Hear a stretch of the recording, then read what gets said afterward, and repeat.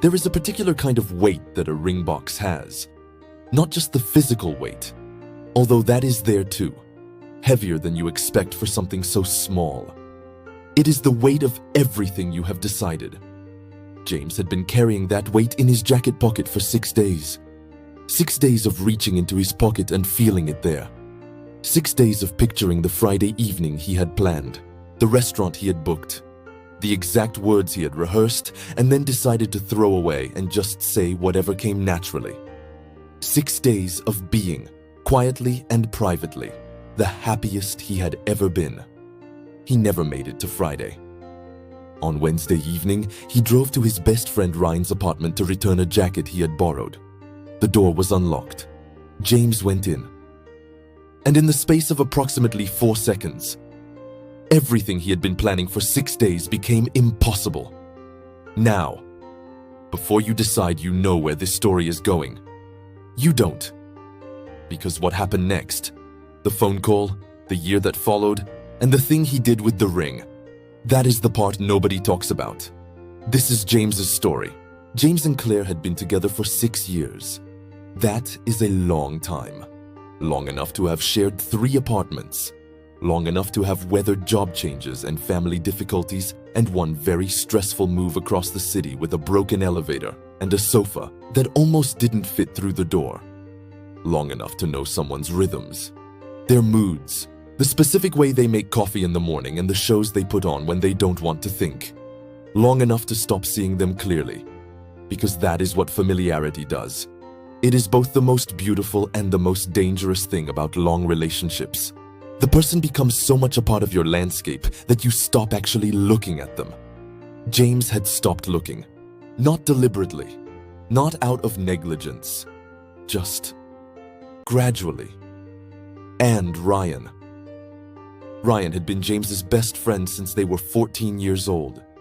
Since the first day of secondary school when they had ended up sitting next to each other by accident and discovered they supported the same football team and had the same opinion about the same terrible film they had both seen that weekend. 18 years of friendship. Ryan had been the first person James had told when he bought the ring. He had already asked Ryan to be his best man. Let that sit for a moment. I am going to keep this part brief. Not because the details don't matter, but because the details are not the point. James drove to Ryan's apartment on a Wednesday evening. He had a key. He had always had a key. 18 years of friendship earns you a key. He knocked. No answer. He assumed Ryan was in the shower or had headphones in. He let himself in. He called Ryan's name. He walked down the hallway. And he found out. James told me later. And by me, I mean the version of this story that gets passed between people who know it. That his first feeling was not anger. It was confusion. Pure, blank, uncomprehending confusion. Because his brain could not immediately make sense of what his eyes were seeing. It took a few seconds for it to become real. And then it did. James looked at them both for a long moment. He didn't say anything. He turned around, walked back down the hallway, out through the front door. He sat in his car outside Ryan's building for 40 minutes. The ring was still in his pocket. He drove home alone. James did not sleep that night. He lay in the dark in his apartment. Their apartment, technically, though Claire was not there. And he stared at the ceiling and did not think about anything in particular, which is what you do when there is too much to think about. At 7:30 the next morning, his phone rang. Ryan. James looked at the screen for a long time. He almost didn't answer. Something made him pick up. Ryan was crying. In 18 years of friendship, James had never heard Ryan cry. Not once, not at funerals, not during the worst moments either of them had lived through. Ryan was crying. And through the crying, he said something that James did not expect. He said, "There is something you need to know." About Claire. Something I found out 3 weeks ago, and I have been trying to figure out how to tell you. James said, "Tell me." And Ryan told him. Before James. Before their 6 years. Before any of it. Claire had been engaged to someone else. A man named David. and she had ended that engagement the exact same way, with someone close to him. Ryan had found this out from David himself, through a mutual connection, 3 weeks before Wednesday evening. He had been carrying it, trying to figure out the right way to say it, and instead, in a moment of weakness and terrible judgment he could not explain or defend, he had made everything catastrophically worse. James sat with this information for a very long time. He said almost nothing. When Ryan stopped talking, James said 2 words. He said, "I see," and hung up. James spent the next 3 days thinking about one question. Not, how could she do this? Not, why Ryan? Not even, what do I do now? The question he kept coming back to was simpler and stranger than any of those. Who is this person? 6 years, 3 apartments, thousands of evenings, hundreds of conversations, all the small, ordinary moments that make up a life with someone. And he had not known. Not the real shape of her. Not what she was actually capable of. He thought about David, a stranger somewhere in the city who had gone through the same thing years before James had even met Claire, who had rebuilt his life, who had moved on, who had apparently been trying to warn people. James found David's contact information through the same mutual connection Ryan had used. He sent a message. He said, "I think we need to talk." David responded within an hour. He said, "I've been expecting this message for a while." They met at a small cafe on a Tuesday morning. James arrived first, ordered a coffee he didn't really want, sat by the window. David was taller than he expected, older. He had the specific ease of someone who has been through something difficult and come out the other side with their sense of humor intact. He sat down across from James, looked at him, and said, "She told you she was estranged from her family, right?" James said, "Yes." David said, "Me too." They sat with that for a moment, and then David said something James had not expected. He laughed. Not meanly, not bitterly, just laughed. The laugh of someone who has had a long time to process something and has arrived at a place where it is somehow a little bit funny. He said, "The family estrangement is the tell. I should have written it on a billboard." James found himself almost smiling, which surprised him completely. They talked for 2 hours. David was remarried, happily, 2 kids, a completely different life than the one he had planned with Claire. He said at one point, "The thing about getting to the other side of something like this is that you can see it clearly. And what I can see clearly now is that I got very lucky." James said, "Lucky?"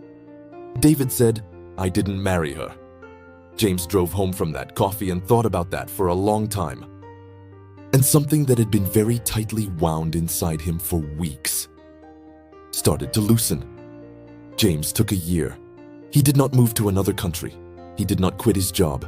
He did not make any dramatic declarations.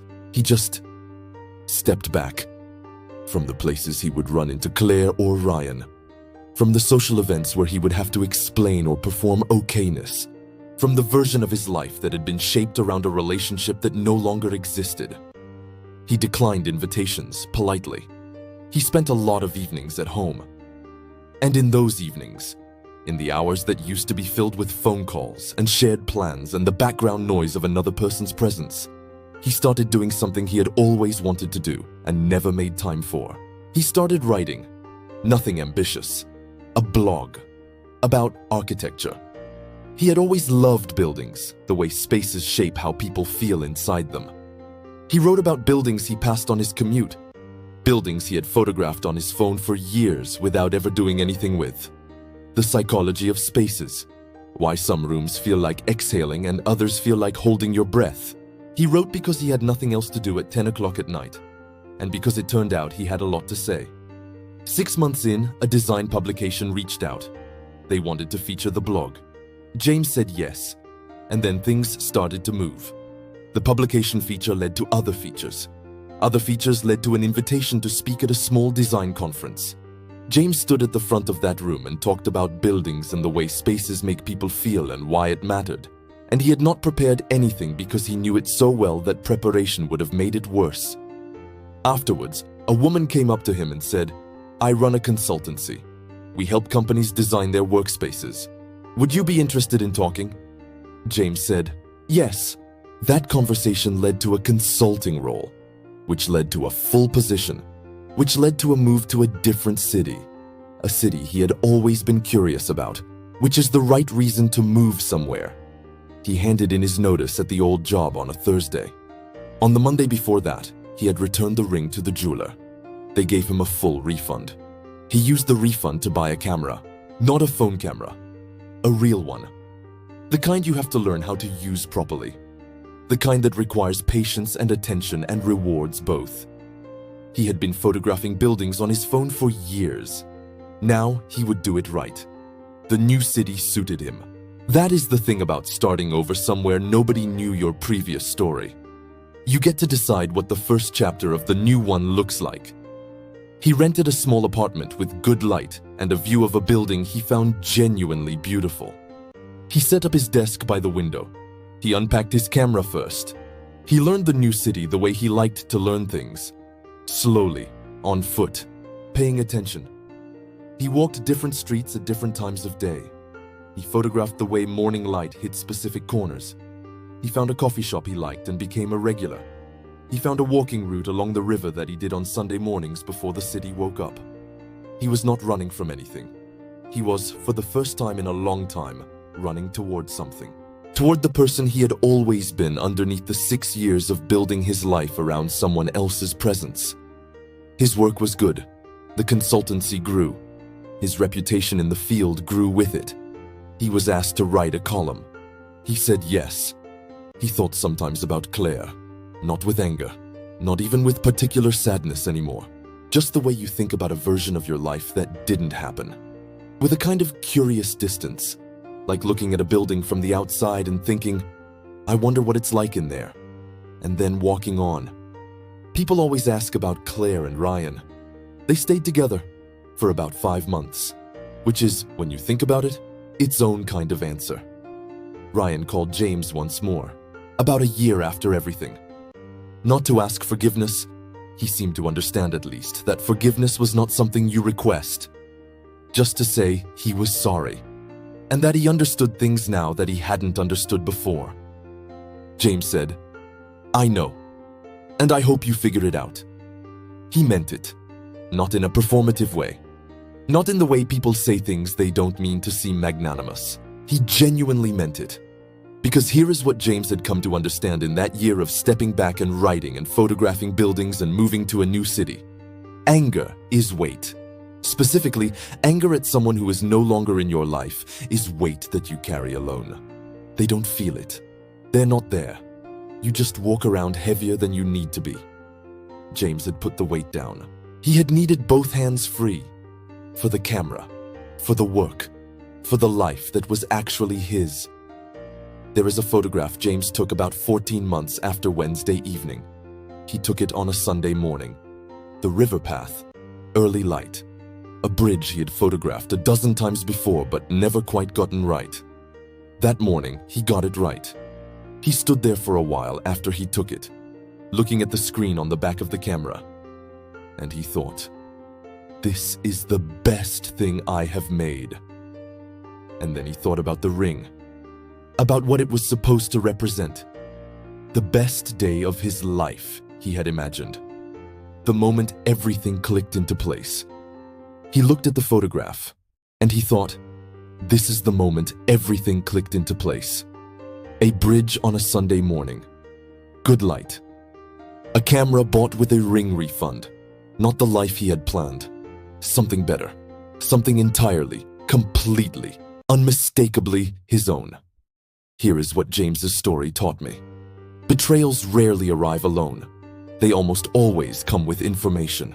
Hard, uncomfortable, clarifying information about who someone really is. About what you are about to walk into. About the life you were one Friday evening away from locking in. The ring in James's pocket was supposed to be a beginning. And it was. Just not the one he thought. He lost a relationship that had stopped being real long before Wednesday evening. He lost a friendship that had never been quite what he believed it was. And in losing those things, in being forced to step back and stop and figure out who he actually was without them, he found something. A blog that became a column that became a career, a camera that became the way he saw the world, a city that became home, a life with his name on it. Not shared, not built around someone else, not a version of himself shaped by another person's presence. His. He swapped the ring for a camera. And I think if you asked him now, he would tell you it was the best trade he ever made. If stories like this stay with you, real stories about real people finding their way through, you already know what to do.